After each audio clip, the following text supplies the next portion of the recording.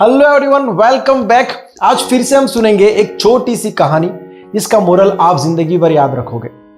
एक लड़का था, कॉलेज में पढ़ता था, एक सैलून में जाता है, उसको शेविंग करवानी होती है, बाल वगैरह सेट करवाना होता है। तो एक सैलून में जाता है, तो बार बार जब उसको ये सब प्रोसेस करना शुरू करता है तो एज यूजुअल आपको पता ही है कि कई सारी अलग अलग तरीके की बातें निकलती हैं। तो अलग अलग टॉपिक पर वो लोग बात कर रहे थे जब तक उसका शेविंग वगैरह हो रहा था। तो ऐसे बातों बातों में बात निकली कि भगवान, खुदा, जीसस, अल्लाह, जो भी शक्ति है वो इस दुनिया में है कि नहीं है, सच में ऐसा कुछ है कि नहीं है। तो जो लड़का था कॉलेज वाला, तो उसने कहा कि मैं तो बहुत ही स्ट्रांगली बिलीव करता हूँ भाई, ये ऐसी शक्ति है तभी तो ये दुनिया चल रही है, और मेरी लाइफ में भी पर्सनली मुझे ऐसे बहुत सारे एक्सपीरियंसेस हुए हैं। इसलिए मैं बहुत स्ट्रांगली मानता हूँ कि भगवान जो है वो इस दुनिया में है, उन्हीं की वजह से सब कुछ चलता है। तो वो जो बार बार था उसने कहा कि सॉरी टू से, बट मैं बिल्कुल ही नहीं मानता हूँ, ये सारी बातें फालतू है, ये सारी बनाई गई स्टोरीज है और बस चला आ रहा है, तो अब तक चला आ रहा है, इसके पीछे कोई लॉजिक नहीं है।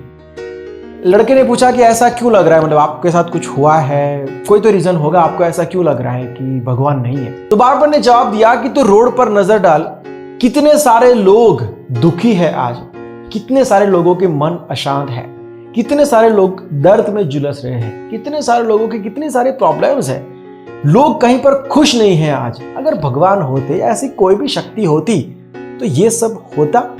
और अगर भगवान है और फिर भी ये सब कुछ हो रहा है तो ऐसे भगवान का मतलब ही क्या, मैं तो उनको भगवान मानू ही नहीं। तो ये सारी कहानियां हैं, ऐसे कोई भगवान नहीं होते हैं। अगर होते तो ये सारी चीजें नहीं होती, सब लोग खुश होते, सबके मन शांत होते, सब लोग बहुत ही हंसी खुशी से रहते। तो वो लड़का ये सब कुछ सुन रहा था, लेकिन उसने किसी भी बात को क्रॉस नहीं किया। वो बोलकर इस आर्ग्यूमेंट को आगे नहीं बढ़ाना चाहता था। वो भाई साहब बोले जा रहे थे ऐसा वैसा ऐसा वैसा बहुत कुछ।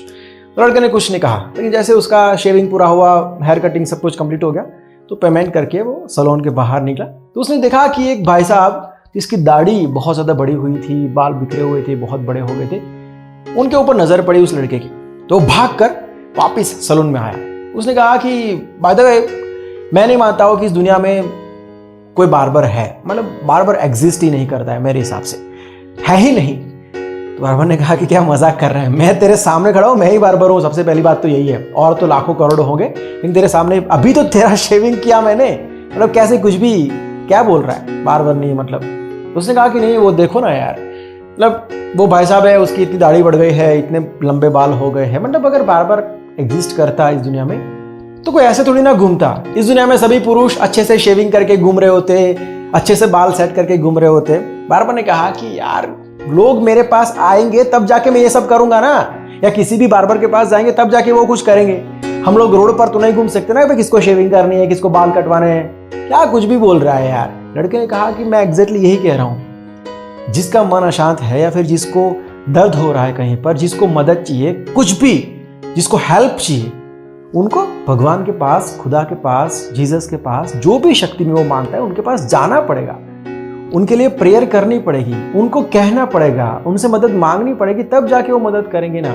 रोड पर तो नहीं घूम सकते ना वो लोग पे, किसको मदद चाहिए, किसको मदद चाहिए, किसको मदद चाहिए। आपको पहले एक बिलीफ तो रखना पड़ेगा ना कि ऐसा है। अब आप मान ही नहीं रहे हो कैसी शक्ति है, तो वो शक्ति से आप उम्मीद भी कैसे कर सकते हो कि आपकी वो मदद करे। बार बार इस बात को समझ गया था अच्छे से। बाय द वे, इस कहानी से आप क्या सीखे हो जरूर से बताना। मिलता है बहुत जल्द एक नए वीडियो के साथ, एक नए सब्जेक्ट के साथ। बाय, टेक केयर, जय हिंद।